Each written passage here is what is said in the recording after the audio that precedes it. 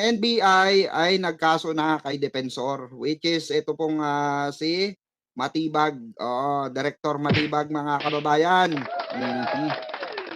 Ang kanda leche-leche na talaga to sila Mike Depensor, no? Basta mga tampalasan eh. Yan yung sinasabi natin, mga kababayan, basta tampalasang kutong lupa. Oo. Dapat yan turuan ng leksyon.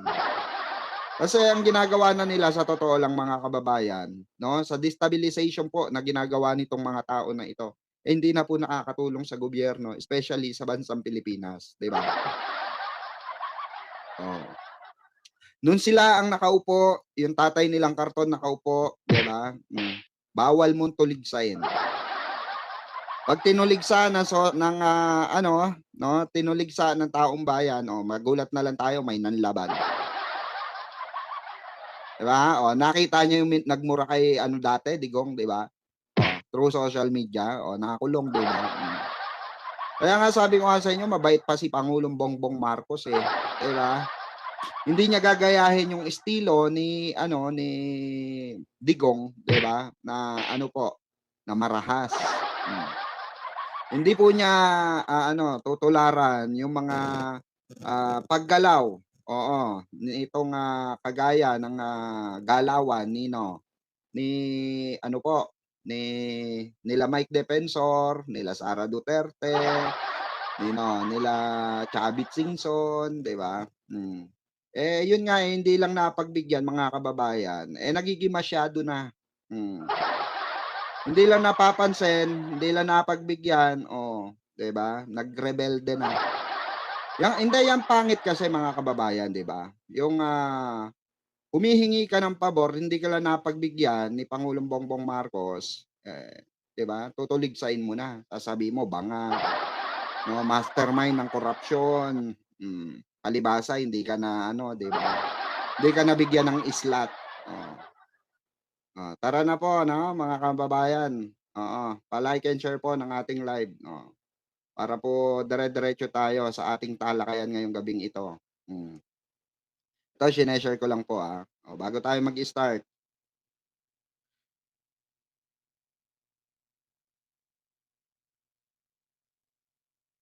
Hmm, sa ano lang natin, share ko lang.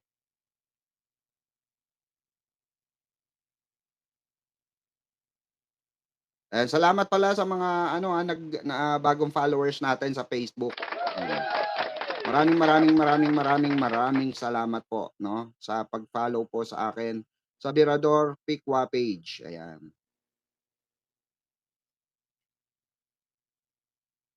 Mm. Oo, 'no? Ayan, 9 million viewers, shoutout po. So eto na nga, mga kababayan, nagsalita na rin po si ano, si Matibag regarding dito sa kaso ni ano, Mike Depensor. Etong dito sa kanyang ano, yun sa kanyang, kasi 'di ba umiiyak si Mike Depensor, bakit daw, eh, hindi naman daw sila yung may-ari nung, pub house. Kanila lang daw yung building, pinapaupahan lang nila pero hindi raw sila may-ari, oh. So, ibig sabihin ba nun wala silang pananagutan? Dun Dito lumalabas yung katangahan ni Mike Depensor, mga kababayan, 'no? Oo, nagnegosyo siya ng, ipagpalagay na natin hindi sa kanya yung pub house or yung mga ano, yung mga disco light dun, 'di ba? Ipagpalagay na natin, 'di ba? Ipagpalagay na natin pinauupa lang niya yon. So, hindi hindi ba siya kasama sa wala ba siyang, kasalanan, 'di ba? Sa mga ano nangyayari dun sa pinauupahan niya? Well, of course meron pong kaparusahan din yon. Hindi mo pupuwede sabihin na, "Eh, hindi, eh, umupa yan, eh, malay ba namin, alam namin regular na ano yan," 'di ba? Hindi pa rin, meron ka pa rin pananagutan do'n at ito yung maririnig natin kay,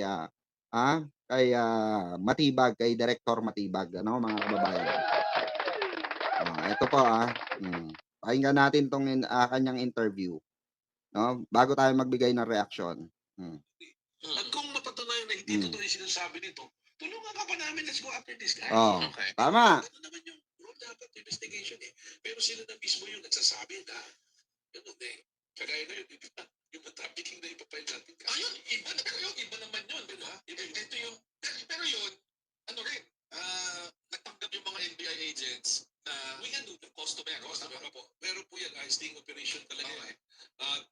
Totoo naman. Talagang prostitution ang nangyayari. So paano yung sistema doon? Parang tuloy-tuloy na. Kasi several ano yun, di ba? Several establishments. It's like a whole ecosystem po. Yung pinapakita ko kanina, ito kung napakita nyo, yung plano na ginawa nila, hindi ba yung plano nila na prostitution doon? So, Oo. in-alter nila yung building. Yung pong approved ng city engineer na galing doon sa, pinalitan nila. Okay. Oo. Ipinasok nila para may hagdan galing sa baba, doon sa Mm. ipupunta doon sa Blue Hotel nila. Oo. Yung Blue Hotel dapat, ang original design, dalawa lang na malaking office yan, dalawang pinto. Nako. Nilagyan nila ng mga kwarto, 6 na kwarto. Sa linggo po, 3 weeks po yan, saka ilang pasok po. Just to be sure. And ayan naman po, may ebidensya. Ang diferensya nila ngayon, may tinuturo silang individual na doon daw ilipat. Walang denial ng human trafficking, pero tinuturo nila. Ang nakalimutan siguro ni Mike Defensor, kahit na sabihin ka walang nagpaparenta, pwede kang maging responsible dyan. Yan. Diba? Yun yung sinasabi natin. Kasi mga kababayan, umiiyak agad to si Mike Defensor eh. Oo, umiiyak agad. Ang katwiran ni Mike Defensor, teka lang. Bakit may ano kami dyan, pananagutan kami dyan, nagpapaupa lang kami. Ungas. Diba? Hindi mo pwedeng ikatwiran, diba mga kababayan, na ikaw ay nagpapaupa lang. Mali. Ang mahirap dito kay Mike Defensor, mga kababayan, tumatandang tanga eh. Diba mga kababayan? Oo, wag tayo patanga-tanga eh. Diba? Dapat aware siya diyan. Meron tinatawag diyan, for example, tayo nagpaupa tayo. Inaalam natin, 'di ba, kung ano yung tawag dito, ano yung itatayong negosyo, 'di ba? So, syempre, pag alam mo yung negosyo, bibisitahin mo. Titignan mo kung may mga illegal kasi baka masabit ka. So, imposible naman, harap-harapan yun, mga kababayan, labas-masok ang mga customer, may mga nagdodroga pa doon, diba?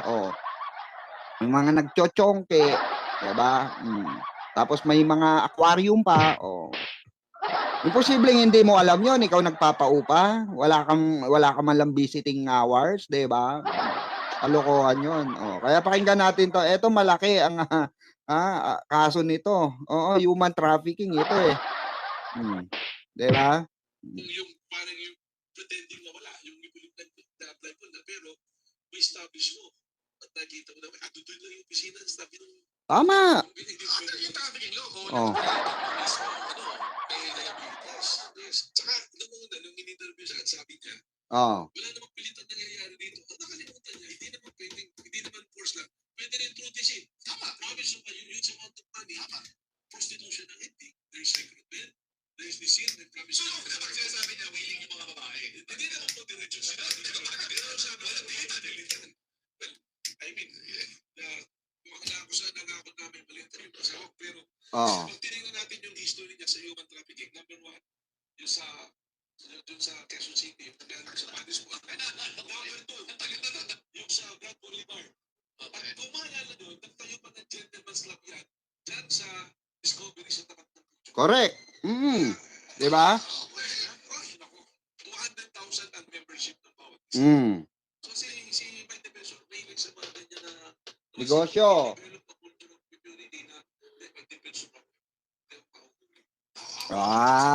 Diba? Panis. Kasi sabi niya kanina, meron akong pinagladang sa video, pupunta ka daw yung NBI. Ewan ko, sino yung mas pupunta ka ngayon? Kasama mo yung pamilya mo sa maybe isa nung yung purpose niya was different. Legitimate. Napakita mo, kasi nag-video siya, labas pinakita niya. Subukan natin pumasok. Yun nga, nakita mo may hagdanan na hindi naman sa fire escape. The only purpose of the stairs is from sa KTV, paakyat doon sa mga kwarto. Nakita mo yung video na yun. Hindi mo sinasabi niya, hindi na totoo na nagkaroon ng alterations. Kasi ito yung in-approve. Hindi naman i-check doon. Hindi kasukin yung loob. Correct. Yun dahilan kasi ni Mike Defensor, mga kababayan, sablay talaga. Sablay na sablay yung alibay niya. Diba? Kahit pagong napikit, at tabingi ang muka, hindi maniniwala. 'Di ba? Kahit pagong na walang bahay. Hindi maniniwala sa sinasabi ni Mike Defensor na, "Aba, hindi namin alam 'yan. Eh, kami ay nagpapaupa lang." Oh. Eh, alam naman natin mga kababayan, ilang beses na po, 'no, ilang beses na mga kabenggador na naintriga or na ano ito, 'di ba, nasabat ng NBI, itong mga ganitong uri ng negosyo ni Mike Defensor, 'di ba? Eh, yung mga nagdaan nga lang sabi ni ano, Director Matibag, eh, hindi talaga sila ano, hindi nila maaresto kasi katwiran nga raw ni Mike Defensor, ba, "Defensor ako, 'di niyo ako puwede arestuhin." Kaya kaya yari siya ngayon kay, ano, Matibag, 'di ba? Oh, kay, Director Matibag. 'Yan yung sinasabi natin na tumitibag, oh, 'di ba? Oh, tuloy natin. Ba 'yan? Oh, ads pa, oh. Oo, tama. Transaksyon, usap, akit ka, dadan, yun po yun. At yun po yung surveillance na susunod-sunod talaga may resto bar, may karaoke, and then meron parang hindi po, isa na siyang TV bar, may mga private room sa baba, pwede gamitin, pero yung prostitution, akit Oo. na ang presidente ng Senate Corporation ay yung kasama niya, ang interest na natatag ko yung time hindi no, Oh, 'di ba? somebody complain about that. Nireklamo. At ito pa lang na-discover namin yan, 2017 siya tinayo, ano ang meron sa area ng time na yun? May buko. So meron kang built-in customers. Hindi mo ba? Oh, pag mo inaantay yung design, yung entrance na ng kotse nakatago, yung entrance ng pintuan mo sa ATV, ilagay mo sa gilid, sinara mo yung gitna. Pati pinasok mo yung hagdanan connecting to the second. Oo. Ecosystem talaga.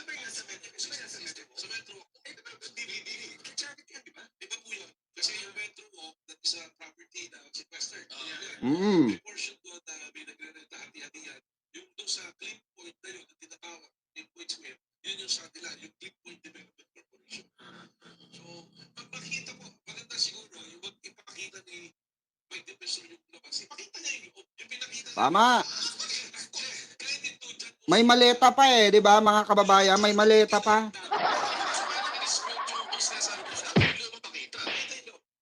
Sinasabi naman nila yung alterations yung loob. At ito pa yan, Oo. yung mga dokumento. Yari ka rito talaga, Mike Defensor. Tsaka sa news, meron sa permit galing eh. Na sila nag-apply. Oh, patong-patong ang kaso ni Mike Defensor dito. Well, pinapa-certify po namin yung kami pagpapagpapit. So, huli magpapile na po sa Friday. Kasi pag naiinipin po si ipapile na. Pero ito, medyo mabigat-bigat kasi yung mga test yan, yung mismo mga agents, di ba? Oh, yun. At nung nag-rescue po, rescue tawag namin doon sa mga, pinalitan pa nga po yung dati. Alam natin sa GR mo, di ba? Pinalitan pa niya, mas, CCA. Customer Care Assistant. Puta. Social. Customer Care Assistant pa gusto. Social workers Nga. Sa office nila ba yun? Oh. Yung mga the ladies at work well, we turn over them to sa social work. Under kasi sa yung mga trafficking din, wala na silang criminal liability. That's what yun. That was ang liability yun sa operation. But may mga nag-testify po. May mga affidavit na po yan. Meron na po. Medyo very exhausting yung ginagawa ng NBI. The previous impression of NBI then was National Bureau of Incompetence. Hindi naman po. No, sir, hindi naman po. Kasi I was very happy when I arrived there. Very professional po. Mga tao. So, hindi ko naman po magawa lang. Pero I recall there was a time talaga, sila ang nag-extort eh. Sa ano naman po, I'm very pleased with what they're doing in my 4 months po. May more than 400 successful operations leading to arrest and prosecution po. Kaya yung sinasabing political na kayo nahabol, hindi mo maganda na yung NBI from when I was younger din. Iba yung salamat po. But it's not, the credit is not to me, but the entire organization, the credit of NBI. I'm very pleased with the professionalism. Sinasabi naman din po nila mag-depression yun, tsaka di Antonio Baligod na magagaling taga-NBI ko, pero nag-ako. Ako naman, dati, impressed ako sa professionalism. When are you planning to put up the NBI Academy? Sa ano po, due March city, we were given 70 hectares. So that would be the future. Require ba ng batas to? Well, di batas na po. 2012, binilang po siya nagamit na dito. So I was very thankful to BCDA kay President Pindang. And other than the 70 hectares, binigyan po kami ng addition na 300 million for the planning. So I will be seeking the help. So, ayan mga kababayan, ano masasabi nyo? Comment down below, ha? Ano masasabi nyo na dapat na ba talagang hatulan ito? Dapat na ba talagang kasuhan ito si Mike Defensor?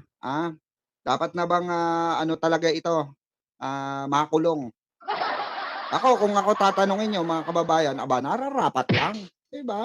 Nararapat lang. Bukod na sa salot sa lipunan ito, 'di ba, mahilig sa propaganda eh. Tapos ngayon tanggi-tanggi siya sa mga krimen na kinakaharap niya. Walang ganoon. 'Di ba? Wala absuelto dito. Kasi hindi raw siya pwede huliin, defensor siya eh. 'Di ba? Ang tanga lang nito ni Mike Defensor, ang alibay niya pambata.